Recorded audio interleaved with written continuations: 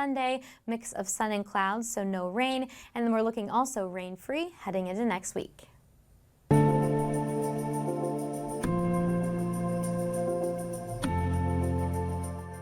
Planning started back in January to make sure tomorrow's Juneteenth walk in North Texas kicks off without a hitch. But getting to June 19th came with some health and financial hurdles for the Grandmother of Juneteenth. Our Blessing Ichuku got a walkthrough of the event before the big day. New year, new location. Last year, the city of Dallas got a taste of Miss Opal Lee's Juneteenth Walk of Freedom. This year, it's back to where it all started. Funky Town. Hello, everybody. Dion Sims rallies up the troops. Oh, thank you, thank you. He'll help make sure her grandmother's annual Juneteenth walk runs smoothly. Oh, this is our first time here. We have usually been in South Fort Worth. Last Juneteenth was also a first for the frequent Fort Worth fixture, as Miss Opal Lee and a few hundred of her closest friends laced up their sneaks and walked for freedom at Fair Park in Dallas.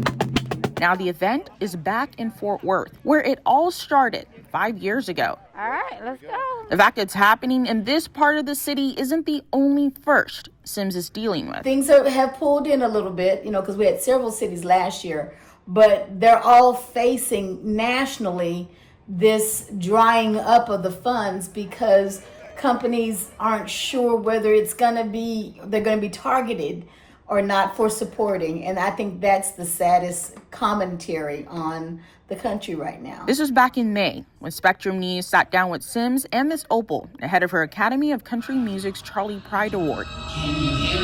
She was picked for advancing diversity and inclusion in country music. And ironically, Sims says the fear of being labeled DEI has led some companies who once ran to help put on the Juneteenth walk to pump their brakes. We need about $250,000. That was then. And 2 weeks leading up to the big day. So I'm about at pledged, not received. All right, pledged at about 130.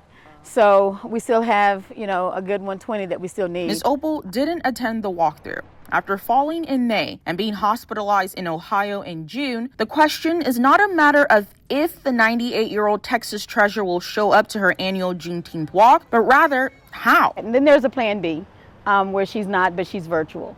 But definitely planning because if I know my grandmother, I'm going to keep on walking and talking. It's her walk. And, she might not be walking it, but she wants to be here. So I'm planning for that. We're going to have an Opal's Walk sign underneath that Fort Worth ISD sign. We'll just have to wait for the big day to find out. Stay inside. In Fort Worth, Blessing Iwuchukwu, Spectrum News. And Blessing did find out that Miss Opal unfortunately will not be able to walk at the event this year, but like you just heard her say, nothing is going to stop her from taking part in one way or another. Of course, we have to remember Miss Opal, she's 98 years young, so understandable that she won't be able to attend. Yeah, she's not going to be attending, but her heart and her spirit are in us all.